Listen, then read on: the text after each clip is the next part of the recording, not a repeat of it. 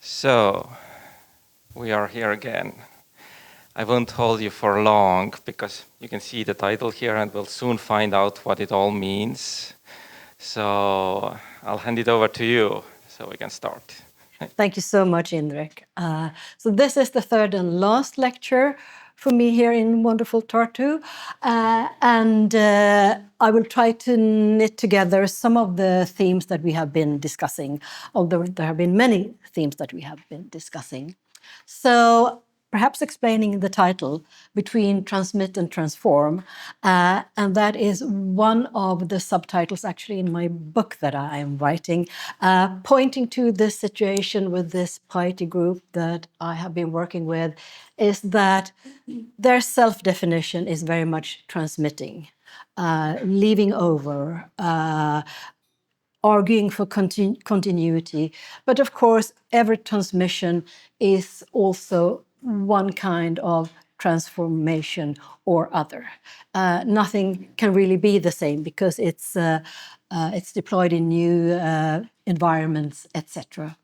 And the subtitle, Taking Ritual Responsibilities, is the way I would like to phrase some of these leading women's activities, avoiding leader and leadership. It's more about taking responsibilities. And I have decided to show you 3 very short clips from a film I have made about the women that I have been studying for a while now. So if we look at this list of the themes that I suggested from the beginning, I think we will be more focusing on the 4th theme, about the new agents as active readers, interpreters, and text producers. So we have been touching upon practices and politics and formal authorities, and time to move on to have a look at the women who I have been studying in Sarajevo. So together with a colleague of mine, Silka Spahic-Shiljak, in Sarajevo, we made something that we decided to call an educational film, well knowing that we are not documentary filmmakers. But we wanted to document some of these rituals, and I will tell you later more about the process.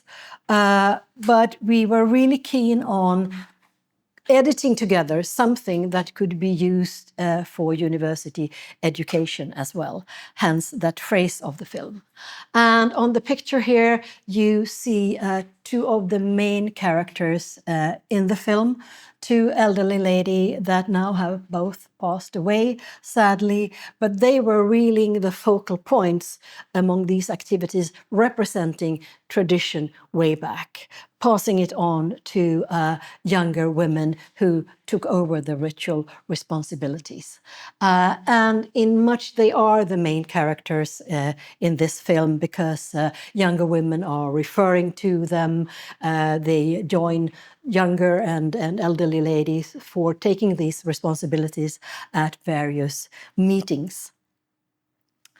And actually we made a statement in the beginning of the film that this educational film is a non-commercial product and intended for university classes to document women in charge of Muslim praying traditions in Bosnia and to get a glimpse of the historical roots of these practices. So hence you can understand what I have been circulating around, both what is happening today and how does it relate to history. And it is so that it is Copenhagen University that has the copyright for this film. So if you want to watch the full movie, there is the address to watch it. And it's about 1 hour long.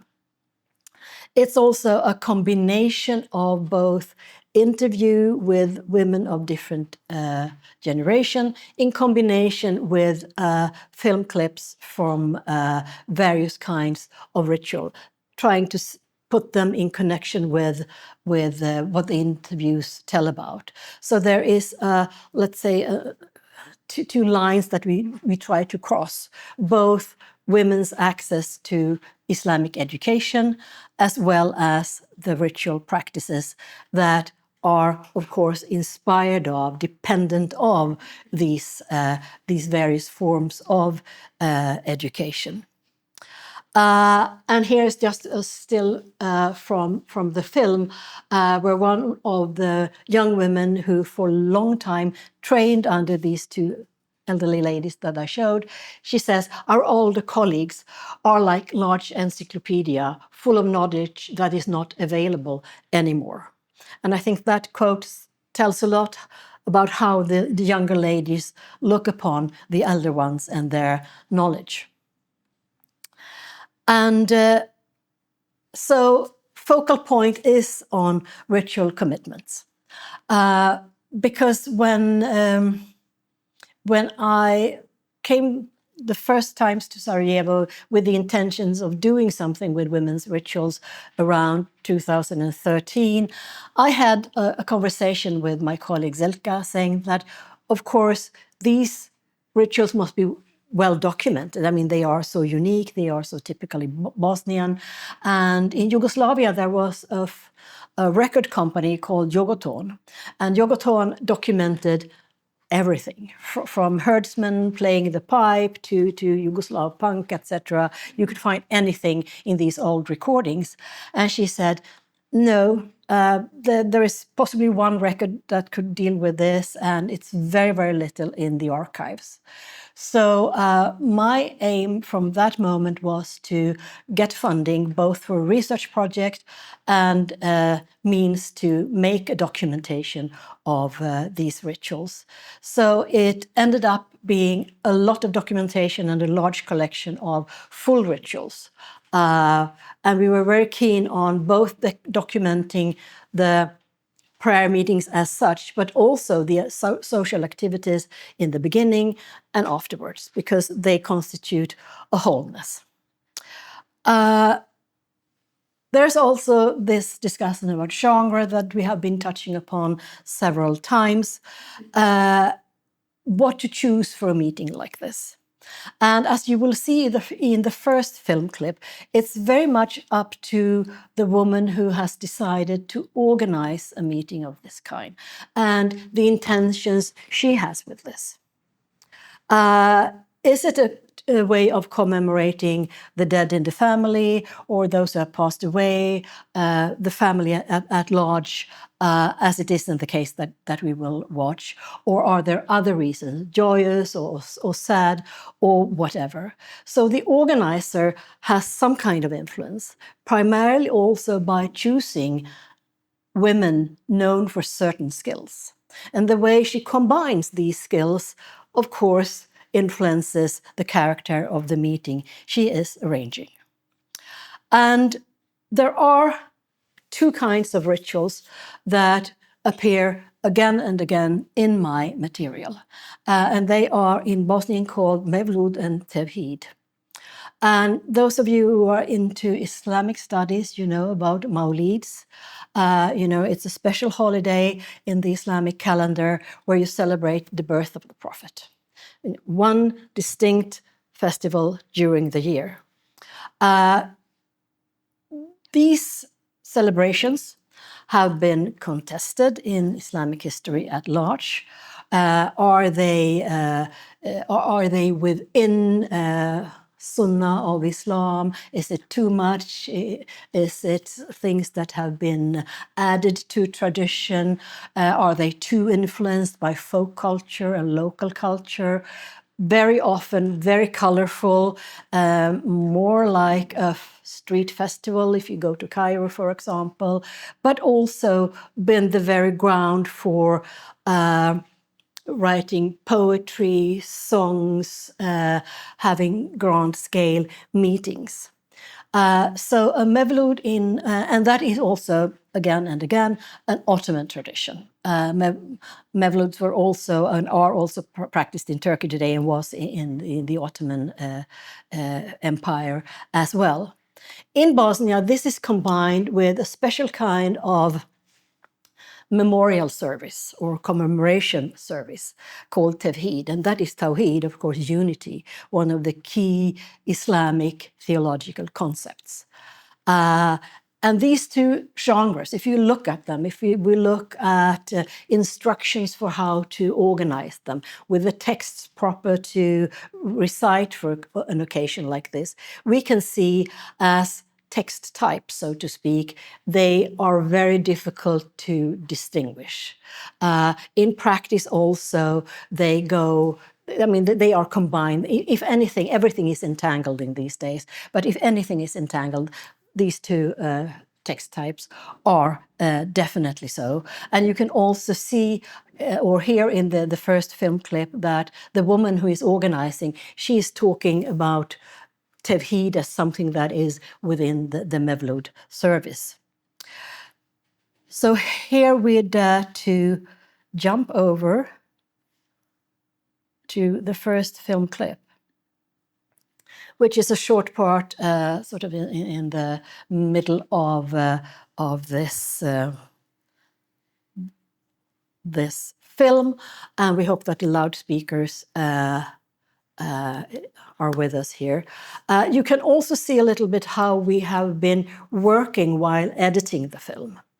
That having, as we intended to, have as long passages as possible, not cut too much in the documentation, sort of keeping that sense of this is a documentation, this is a film that you are supposed to watch to learn something.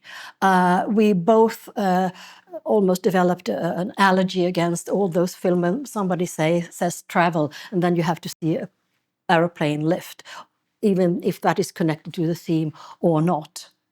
But and we have a voiceover, we have subtitles with translations of the texts, and we have also put the terminology used in Bosnian with a translation and explanation how to explain and translate certain terms.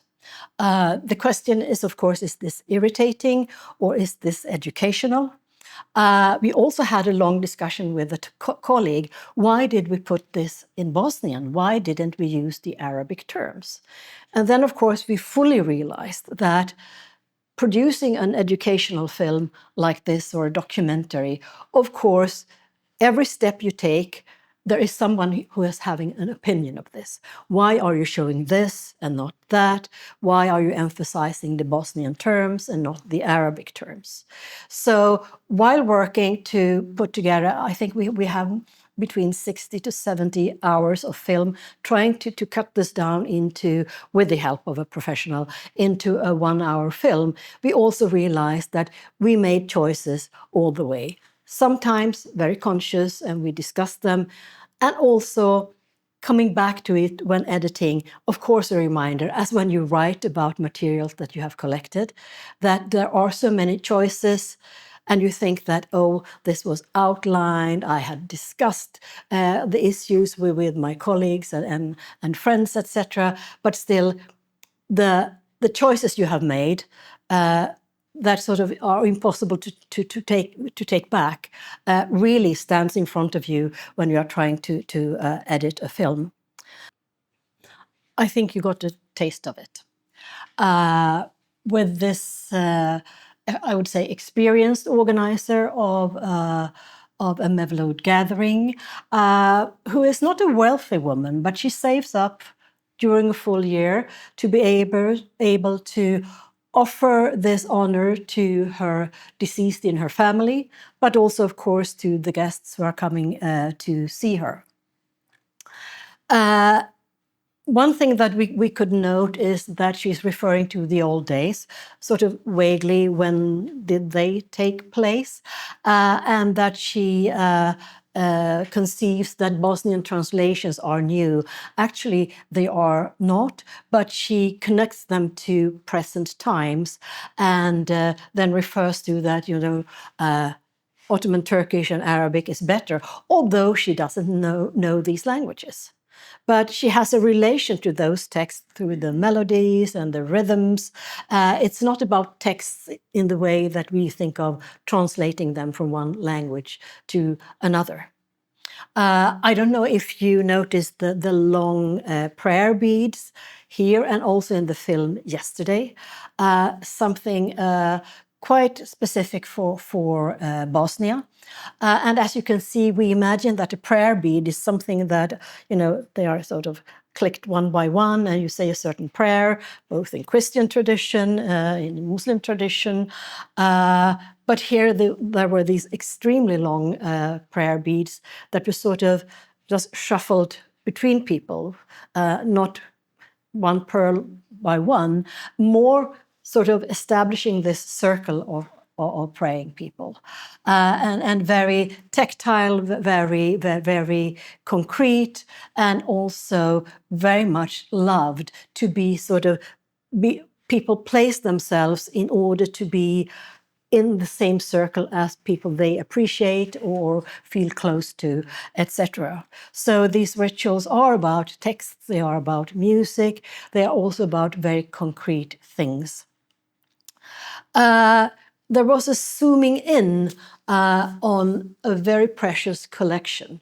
This is sold everywhere. This is not a book that it's difficult to get hold of. It's even inexpensive to buy. And we could translate the title it's a collection of Mevlud texts, and then you say, well, hello, is there one text or several texts? Well, it was referred to an old poem from the 15th century telling about the birth of the prophet, but also that a Mevlud consists of many kinds of prayers, recitations, suggested songs, etc. And here we have the four most well-known and appreciated. It's very difficult to find a proper English term for this. They are referred to as authors. But it's not that they have written the Mevlud text. They have combined them. They have translated them into Bosnian. But they have combined in different ways, sort of tuning in on a little bit different things. And of course, their translations differ a little bit.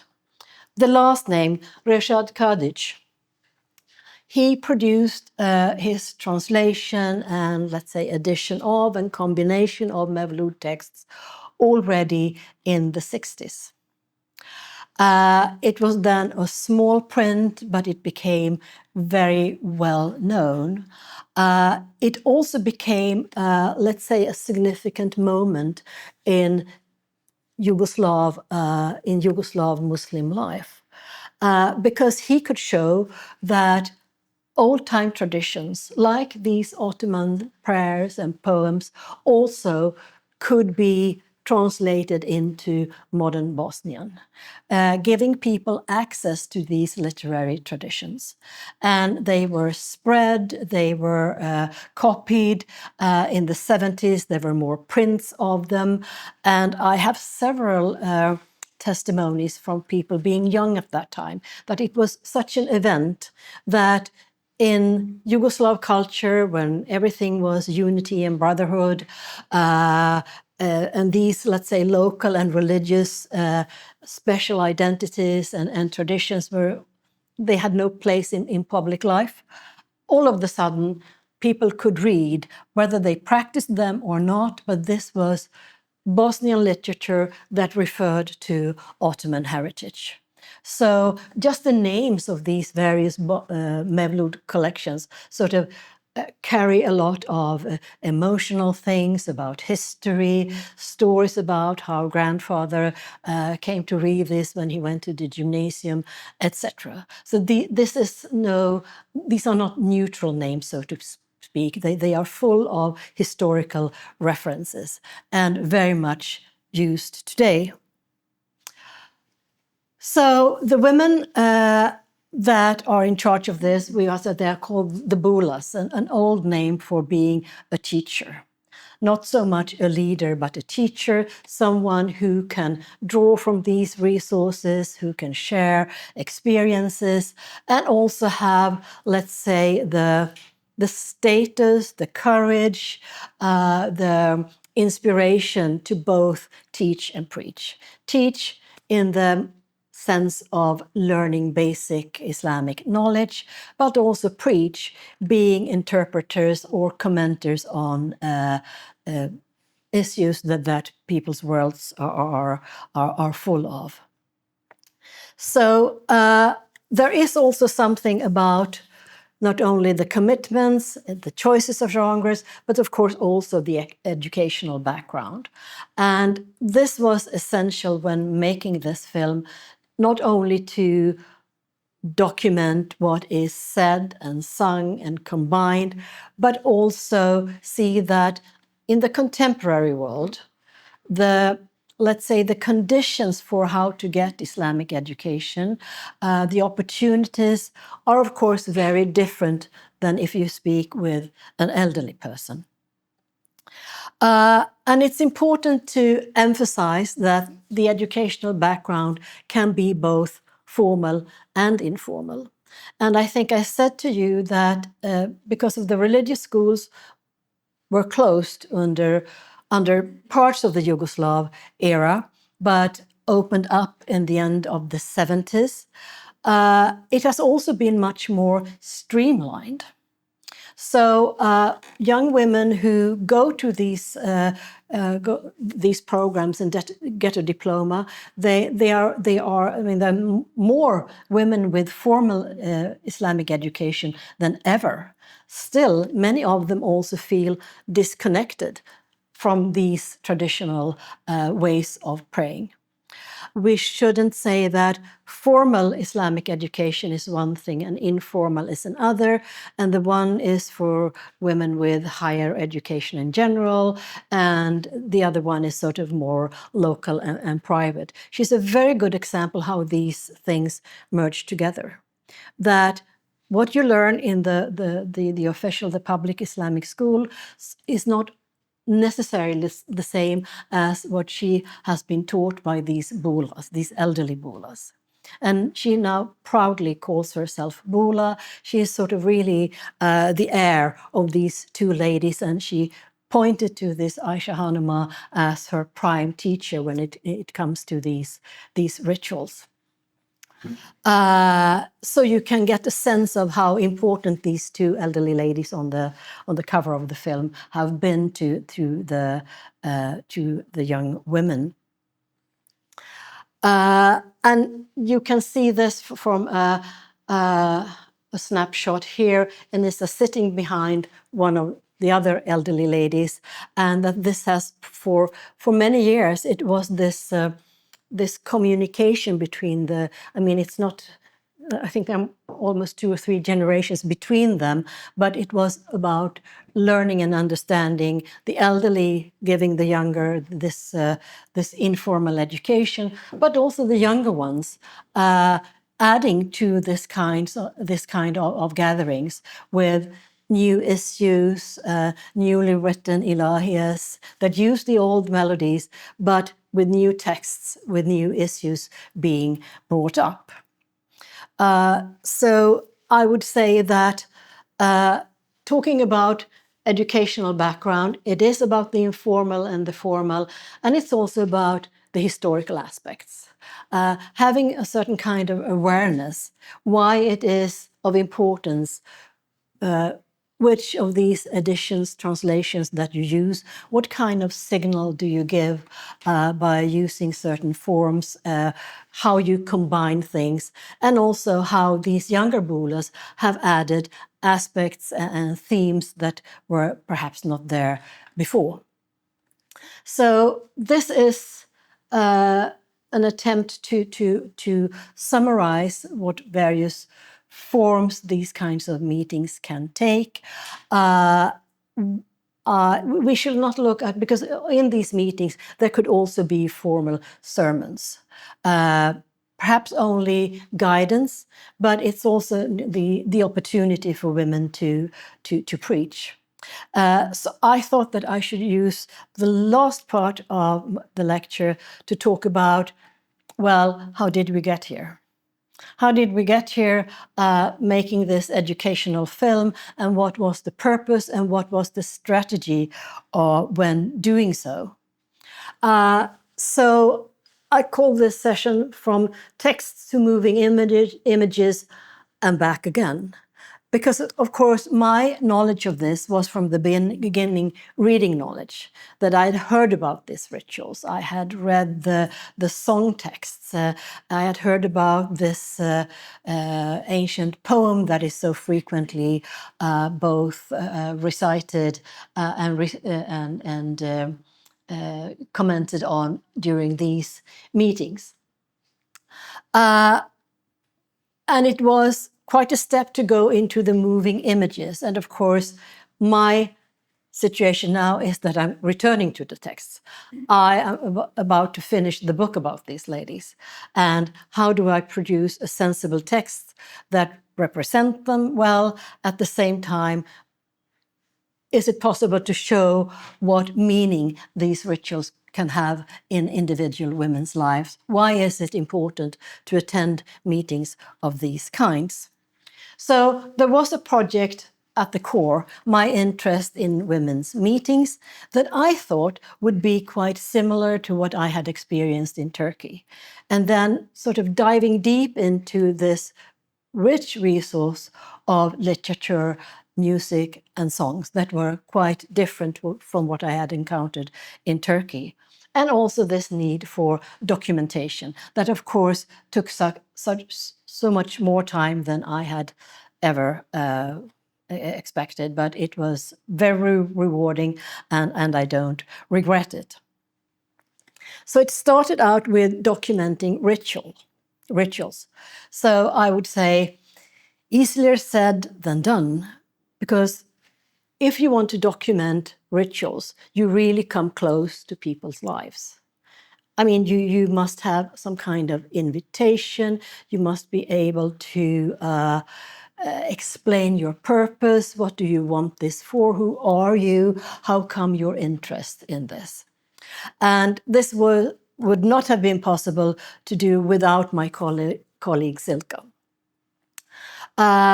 who herself had been very active as a performer in this kind of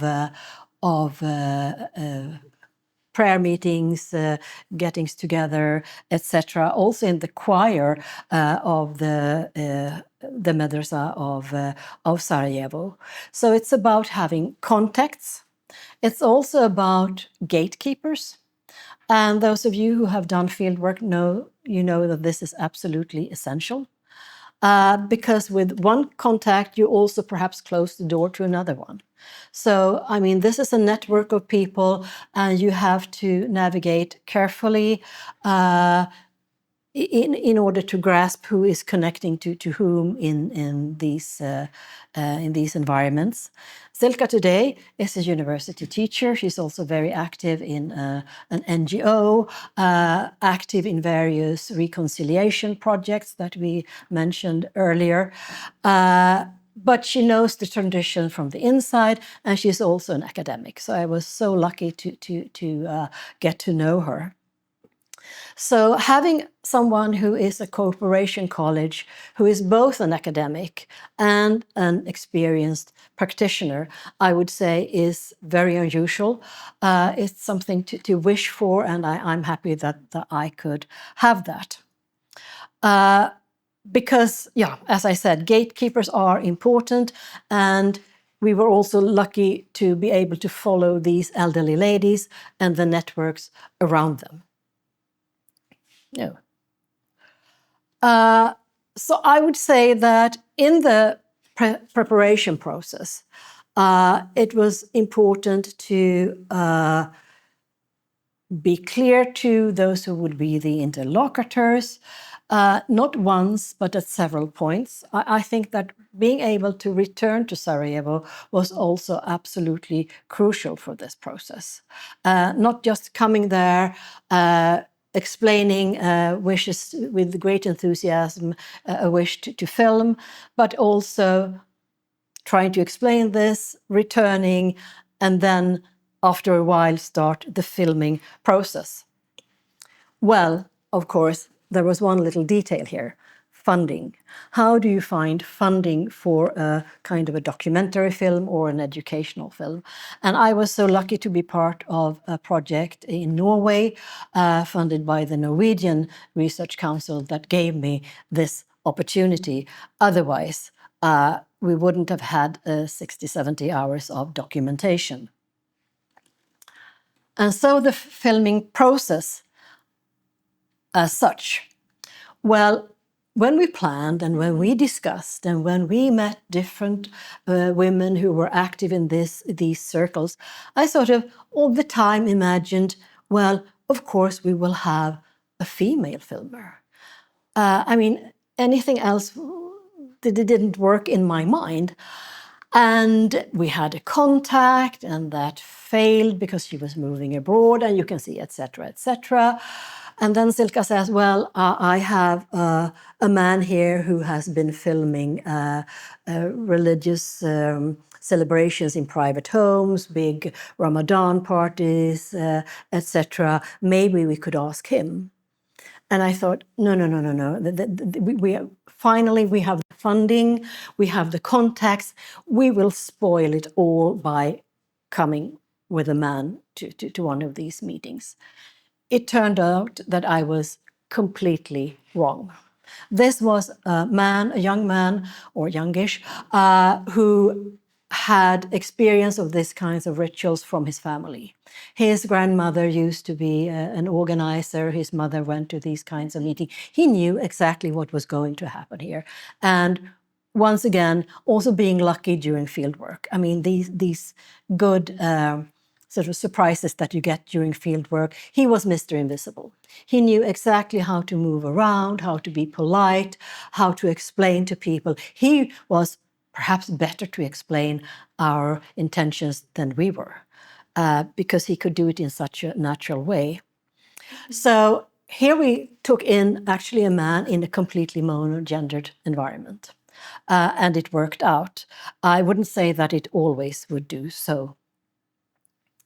So what we filmed was a combination of rituals and interviews, and I'm happy that we started with the interviews, that we made several documents or long documentations of long rituals, and then started with the interviews, giving us sort of a better grasp of what to ask for, how to approach. I mean, asking questions about religion, starting with the wrong question or something that is too personal, that is so too not respecting that every conversation must have its pace and rhythm, could destroy things. But in the end, this was a combination of the actual rituals and the interviews.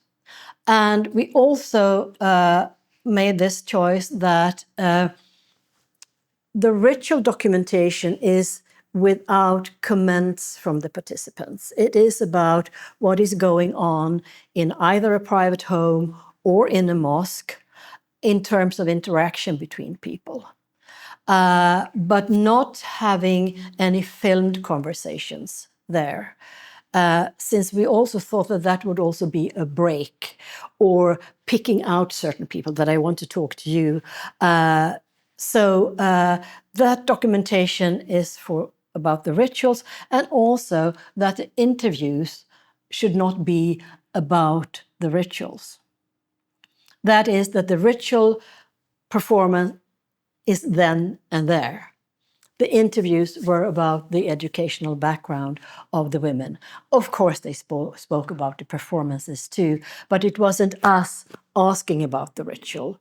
And you can see this, not necessarily a conflict, but the tension between of talking about rituals that have been performed days before or years before or whatever comments on that is very different from documenting the actual ritual. Places and spaces were on the one hand both obvious and not so. because, of course, the rituals were filmed in private houses and with people who agreed with that, or in mosques, with both the organizing women and the local mosques, imams' agreement on this. But what about the interviews? Where should we have the interviews? We sensed also that some women that we wanted to talk to didn't want us to come to their homes because they wanted to protect their private sphere. Maybe they didn't want to show their home. Maybe they didn't think it was nice enough. We had this idea that it would be very good to have the women in their home environment, but it turned out to be an impossible path in this project. So instead, if you watch the film, you can see that the interviews are made at a museum, archive library called the Bosniak Institute, which is a private premise based on a very huge private foundation. Many people have asked us, well, why this place? It's so prestigious. Well, firstly, we were allowed to be there with the equipment, etc. And you can also see, you saw the interview here with Anissa, for example, that the women dressed up for this occasion. They dressed up as well as for a ritual performance. First, we thought that maybe this was the wrong choice, that maybe this is too grand an environment for interviews of this kind, very different from our ideas about interviewing people in a home environment. On the other hand, we also realized by inviting women for interviews at this Bosniak Institute, it also gave the conversation a kind of prestige, that this was important, that we thought that this was very valuable. So it also had, I would say, a positive effect on the interviews. So places and spaces, firstly, we thought, well, this is nothing to discuss, it's obvious, but it turned out also to be an issue of choices, what to choose and what to reject, and how to navigate in this. The editing process of a film like this, with varied rituals of various length, different performers, how do you make sort of a red line through the film? And we decided, as I hinted on before, that to make a rather compact film. This is a film that we want your attention when you watch it. We want you to listen to the women. We choose to have rather long sections with interviews with the women, saying to each other, Silke and me, that, well, let them speak for once, and not only a short answer. Let them tell something, and we will not interrupt it. We can change the imagery in the background, but let them speak, let them give the full stories. So it's a quite information-dense film. I think that when showing it to students, I always warn them that we want your attention here. We want you to take notes. We want you to learn something from this. And of course, there must be a narrative in every editing, as with every book has to have an outline, and every documentary educational film has to have its narrative. And I'm happy that we chose the theme of education with the women, because different stories about access to formal and informal education also connected to our ambition to show 20th century history. What was the circumstances in the Yugoslav period? How is the war present in rituals today? How are these scars handled? What about attempts to reconciliate, etc.? So the narrative is to, as I said, this attempt to cross various kinds of rituals with education, and not so much giving personal portraits of the women, for example. Of course, that would have been an option, that we should have picked 2 or 3 women and showed their history. Firstly, I think that would perhaps have sort of putting some women in a position that they perhaps didn't want to be in. They wanted to be part of this group, of this sharing of responsibilities. So this is what we ended up doing with, but I am always interested in comments. How could we have done this differently? What would be the other paths into this kind of rituals and why they are important to people? So the editing is also a question about, is this a film about women? Yeah, obviously. But it's also a film about Bosnia. It's a film about Muslim rituals. It's about a film about practices that are very close to Sufi traditions. So, of course, one can always ask oneself why this emphasis in book titles and in chapters and articles and educational films that as soon as women are the main agents, women are in the title. If you write a book where men are the main agents, you don't put men in the title.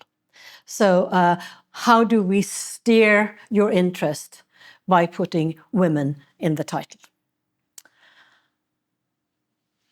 So then also the question of distribution and copyright. And as I said, this film is available at Copenhagen University, who has the copyright for this film. So you can watch it freely and please use it for educational purposes the much as you want. So here I'm standing, also adding a last note to this. Of course, the documentary or the educational film was not really mentioned to be the main result of this. It was my project coming to Sarajevo and write a book about this. And hopefully I am in the process of doing so. So I think this interview is quite interesting because you really get the sense of her active mother. And as she phrased it, she had many notebooks with tevhids and mevluds. It's not one text. It's a text in many versions. And it was so important for these women to take it down in written form. And she, as a little girl, typing it for her mother to preserve it. And also the statements that she is making in the beginning about the Yugoslav time, that things went pretty well for women in education. I'm a proof of that myself. Also emphasizing women's new access to secular education in the Yugoslav period too. At the same time, religion being repressed, her mother taking down private notes that she had to typewrite at the same time. So these are sort of parallel experiences from that time that I think is also important for these ladies to transmit to the younger ones. Also her emphasis, as Inissa did in the beginning, saying that this is a special kind of knowledge. It's not only about, oh, this is a special time, it's emotional, it's special kind of rituals, but it's also a special kind of knowledge. This is something that I didn't encounter in madrasa or Quranic school in the mosque or in my secular school. This was something different. And also that she defines it as a kind of a knowledge, not necessarily an experience of emotional kind, although that we can guess just from seeing these glimpses that these are highly emotional events too. And I think that trying to imagine, why is this important to women? Well, why is it important to attend these rituals? And of course, there are as many grounds for doing so as there are women. some of them have this cultural history perspective, family tradition, a way of praying. But I think we also should imagine that in a very busy life, in a very complicated situation in society, as in Bosnia today, this is also a moment of peace and quiet, where you can engage yourself for an hour or two in reflection, in taking parts of traditions that you know to a little extent or to some larger extent, but still it's a way of constituting this small community. Actually, it's constituted, I think, every time they have a ritual event, and it's reshaped, it's reformulated, not with any dramatic changes, but changeable enough, movable enough to make it moments of interest, and I would say moments of reflection and peace and quiet. Thank you.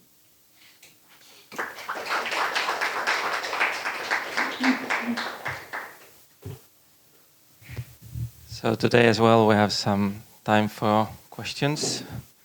Who would?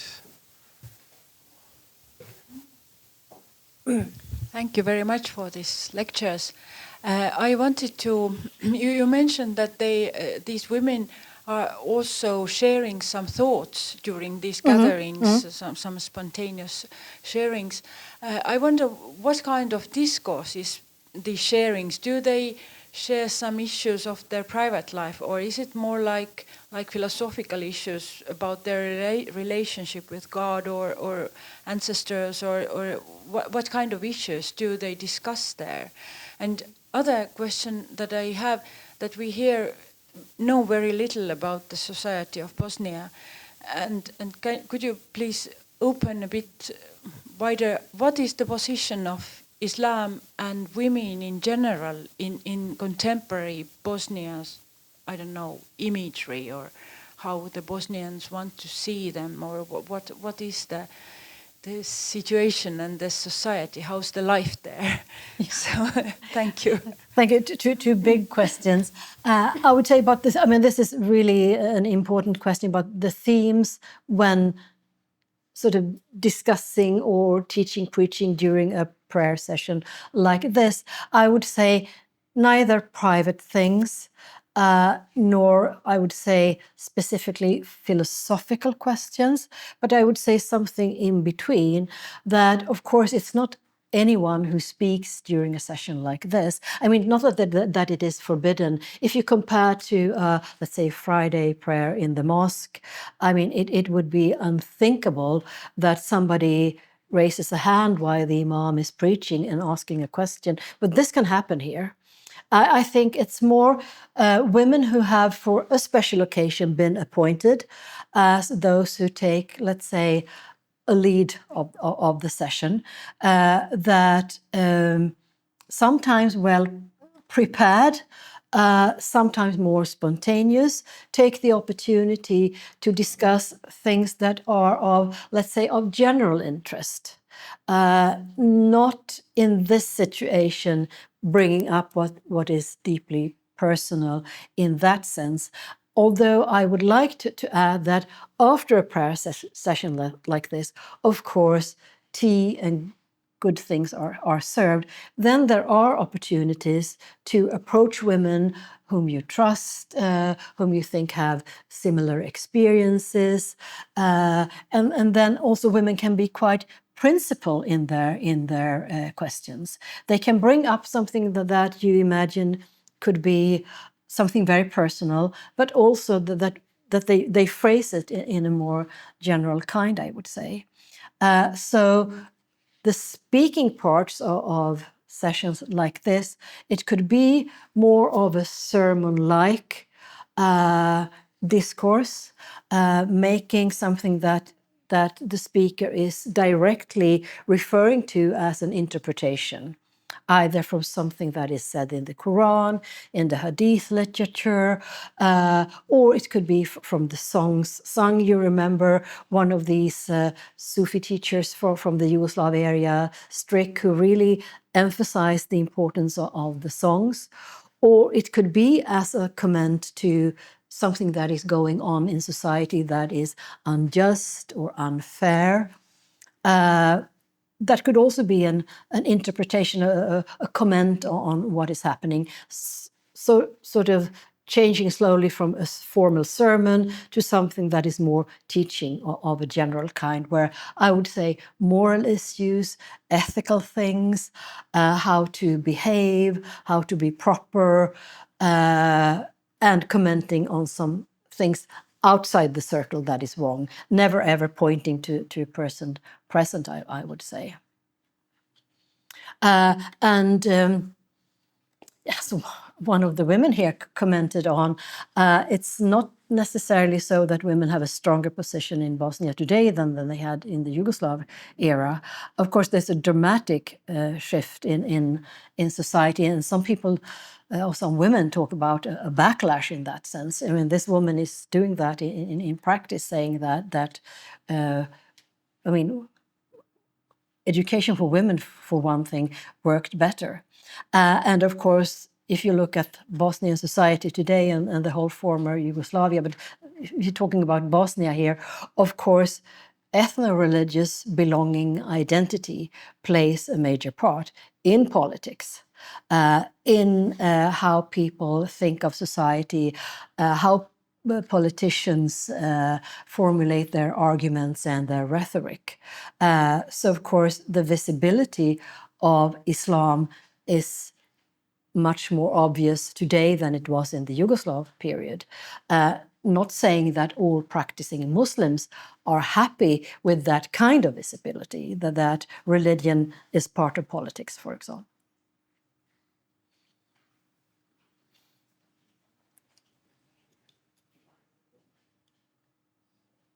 Does anyone else have a question? Well, thank you so much. It was so thought-provoking and inspiring. My first, it's not a question, it's rather a hypothesis related to Kristel's question. It is, and probably I'm just attaching my stereotypes about Islam, and you can tell me that I'm totally wrong. But the problem of the question, why the women do not talk at home, or that why they are not happy to have interviews at home, well, based on my fieldwork experience in Northeast India, in Assam, in this rural setting, in a family setting, when you go to meet somebody, interview, it is nearly impossible, unimaginable that the woman would say a word if the husband is around.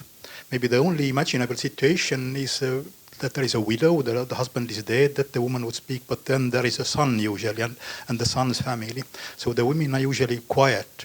But having such an interview in a family setting at home, couldn't it be that you feel you are under this patriarchal control, and in order to speak, you should shift out? It is to have a different surrounding. It is not to have this sense that you are not free to speak. Just a theory. What would you say? My spontaneous answer would be that, well, large part of Bosnian society today are conservative, but not that conservative. I would say that I don't think that it would be a principal problem of a woman being interviewed in her home, even if husband or sons were present in other parts of the house. That I don't think would be a problem. I think it's more, remember the lady in green who had the Mevlud gathering in her house? I mean, she has prepared for months, having help by younger relatives to clean up, to show really. I think it's more that when we tested this alternative of more or less inviting ourselves to somebody's home, was more a hesitation. I don't have time to make up sort of the place proper. I think the families in general are very proud to have one of these bulas in their families, elderly or younger for that matter. So I don't think that there's anyone who would like to hide them in that sense, or not having them photo documented. And that was actually a huge difference when I was doing fieldwork in Turkey, where the women were very happy about my interest, but they didn't want to have anything recorded or photoed. Yeah, this was so different. Maybe the times have changed because, I mean, media and how we share photos and moving images is different now. But I think also that in that sense, Bosnia is perhaps also a more secular society because of the Yugoslav past, that I think that not allowing a woman to be interviewed in her home would be very odd in most Muslim circles. I mean, I could imagine very conservative Muslims having an opinion, at least. Thanks, I'm glad to hear this. May I also ask another question? It's maybe a big question. The words that you have in the title, well, transmission and transformation, you also use the concept of tradition, and of course that's what you need. It's a continuity and change. And well, your field work is done in Bosnia, where you have this old Islamic tradition. But now if you think about the situation in Lund or in Copenhagen, where you also have Muslim women, it is probably also having some kind of gatherings, but you might not have these kind of traditions. So the question would be, is what kind of framework or what kind of factors you would need to have such a tradition to emerge? Yeah. Such a thriving tradition with so many different aspects like this. How does it come into being? Yeah, starting not so much with myself as with, let's say, diaspora communities, whether they are in Copenhagen or Tartu or elsewhere.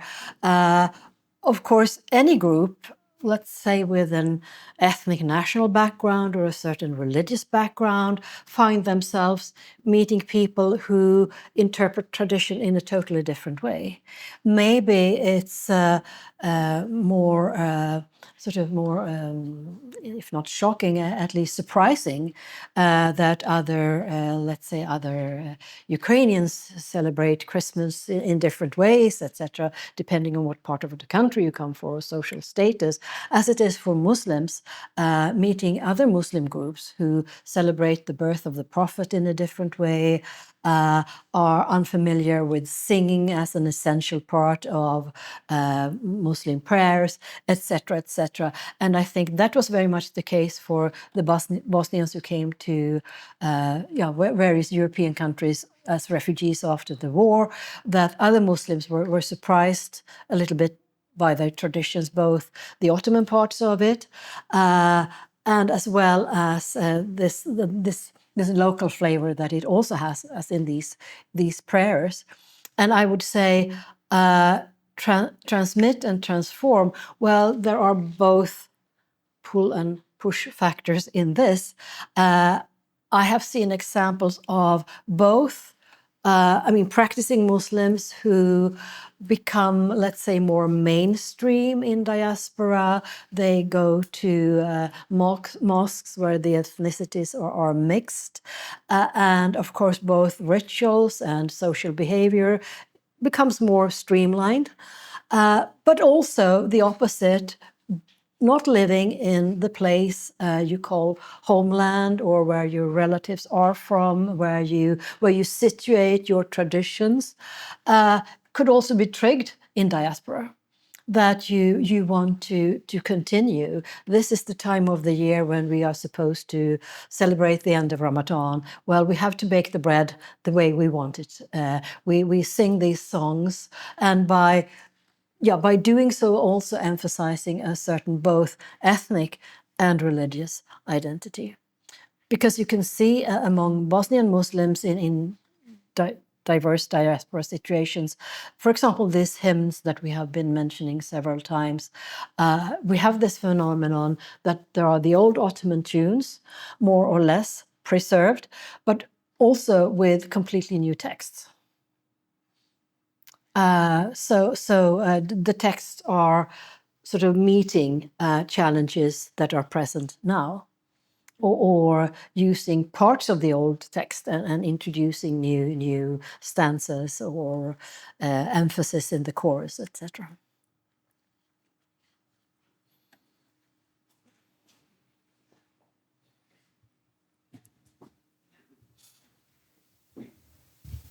Thank you so much again. I have a question about demographics of these prayer groups or the age of the women. So it seemed to me, at least from the videos, that most women participating are, I don't know, it's hard to say, let's say 50 plus in age. And there are some younger women, of course, participating and engaging and being active in a community life like that. So, but I was just wondering, does it has to do with secularization process in Bosnia? Does it have to do with just practical side of life, that younger women, they have to take care of their kids, they are staying with their family, they just don't have time for that? Or do these women see it as a problem that there are less younger women present there because they see themselves as safekeepers of the tradition and faith, and they want to pass it on to the next generation? And of course, it's because I haven't been there present, I don't know, but that was my kind of impression, that how many people are there that they are passing it on to. Is there, maybe there are religious groups that attract more younger women, or prayer groups? Is it so, or how does it work out in real life? Yeah, a very good question. And I would say this prayer network community, I would say that there is a certain gap, I would say, with the middle-aged people, because some young women who have not started a family are perhaps students, they are not professionals yet, they also have more time to attend in the middle of the day because family obligations, work, of course, often make it possible to attend in daytime. I would say that it's important to stress that this is one of many different prayer groups in a city like Sarajevo today, in Bosnia, in the Muslim world, among Christians, etc. This group doesn't have any missionary ambitions, but what I soon found out that there are these younger women who found this as a special source of knowledge, as they call it, a way of learning the old things. There are other young practicing female Muslims who go to other groups, who are perhaps more practicing in the Arab style, having other theological discourses. Not that this is controversial in any sense, but they sometimes find that to be more modern. And they choose that as their path, whereas there are other young women who learn from these elderly ladies. And I was very happy that we could capture this contact between the really elderly ladies and the younger ones. So I think, especially since the two leading ladies, these two, since they have both passed away, I think there is no sort of obvious women that are 10 years younger than these two. I mean, there is a certain leap until some very much younger women who would like to pray and sing in their way, so to speak. So it has to do with demography, not necessarily about secularization as such, because, I mean, Yugoslavia was a secular society with, I mean, this special situation with religion more or less underground, at least in periods, etc. This is not the case anymore. I would say, to come back to the core of your question here, is that perhaps some younger people, both young men and women, they choose groups that are also much more active in public. They speak in public, they publish, they want to draw attention, they invite people more actively. This is a group of a kind that are much more dependent on personal contacts, that you seek them out, and many active Muslims, they also test out different groups and see what do they find in these groups that is speaking to their kind of religiosity, for example.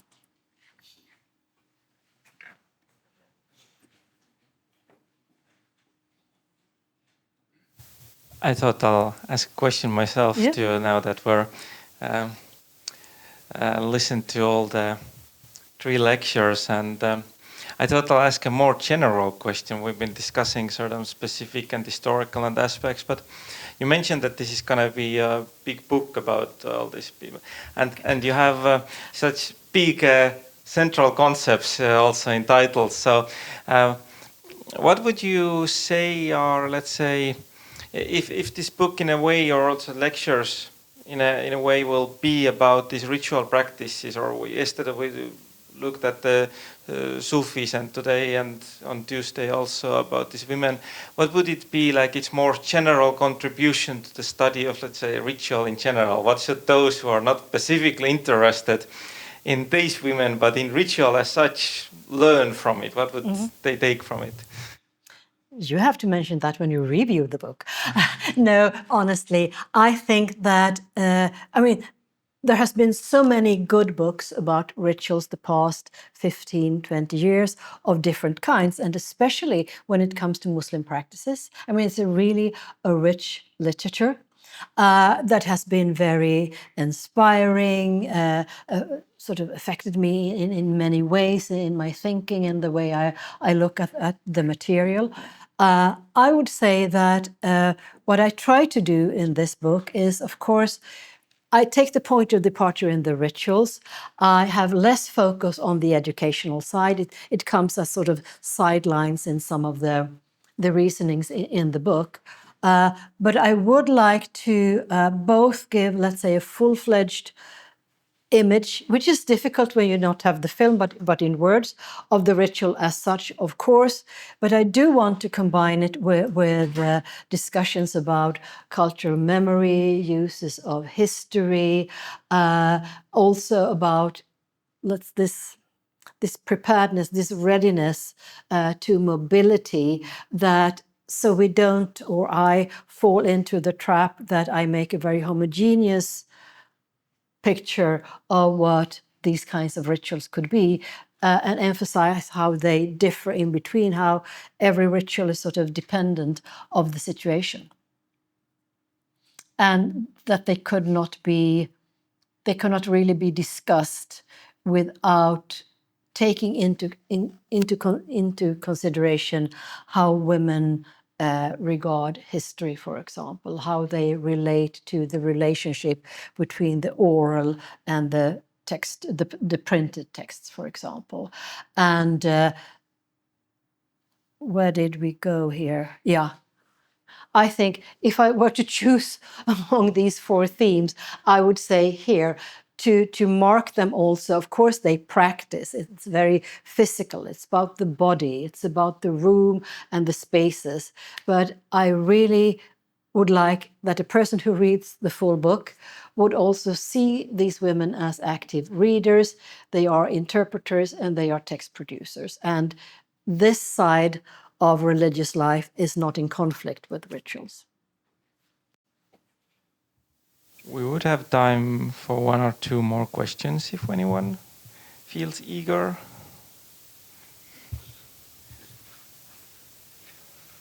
Yeah, thank you so much. How do you see the future, anyway, of that kind of informal ways of Islam? Yeah. And because I quite do not understand anyway, is there any tension between the kind of formal or official Islam and that kind of popular ways in Bosnia? I'm not from Islam studies myself, but I visited former Soviet republics, and I have had discussion in Kyrgyzstan with local people. with university people, with activists, with people who are fond of Kyrgyz national culture, where Islam is part. And they are very pessimistic because this official or fundamental Islam is coming from other countries with money. They build beautiful mosques, they attract young people, they teach, especially young men, they teach what is the real Islam, so on, so on. And some people have told me that this is just a question of maybe 5-6 years when all this, our local popular way, historical Islam is washed away just and so on. So just yeah. And of course, it's a very harsh situation in Central Asia today. I would say that that if and when we ask Bosnian Muslims about this, maybe they should say our way of living Islam, our particular history in all its phases that we have been discussing here. It's regional, yes, it's Bosnian, it's the meeting point between Ottoman and Slavic traditions. I don't think that they would say that that is popular, because I think they would say that popular is a way of degrading something. I think they instead would like to elevate it and say, this is our tradition. And I would think that even in families where neither men or women attend these kinds of rituals, they have a strong respect for it as something particularly Bosnian. I think what bothers people and of course there are missionaries, influences, aid, etc., that go in a much more conservative, streamlined way of practicing Islam, being a Muslim, interpreting theology. Yes, absolutely. I will come back to that. But I think also what bothers many Bosnian Muslims, also going back to Crystal's question here, is that it is how much religion is part of party politics in Bosnia today. That most parties are associated with, clearly linked to, in one or the other, to a certain religious ethnical group, which one can say is a consequence of this Dayton peace agreement, dividing people inside a nation, that makes so many both reconciliation, contacts, and also sort of pushes a way of establishing that this is Islam, this is our alternative, and people are bothered about the way religion is used in politics. Coming back to these with the missionaries from abroad, it's apparent today. It was even more so during and after the war, with strong organizations from the Gulf states, from Malaysia and elsewhere, where aid also came with not only immediate help, but also with changing, for example, architecture, by renovating mosques that were damaged during the siege of Sarajevo, for example, or the war in the countryside, and totally changing the architecture. That is, of course, a way of, with some kind of soft power, erasing cultural history.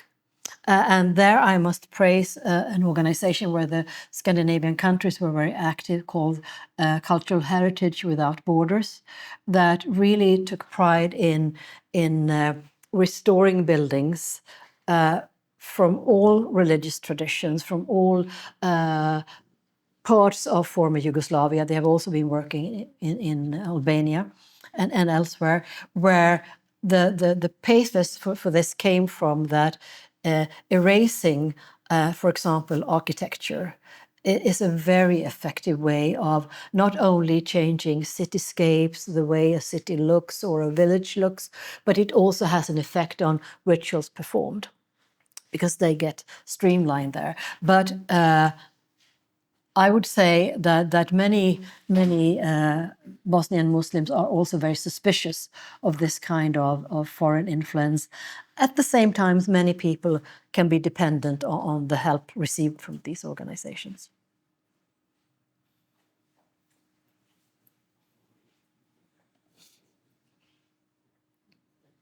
So I think our time is full, and maybe we'll thank you once more for all the 3 interesting lectures, and we'll look forward to the book.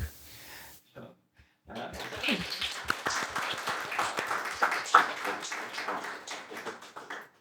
and thank you so much for inviting me here.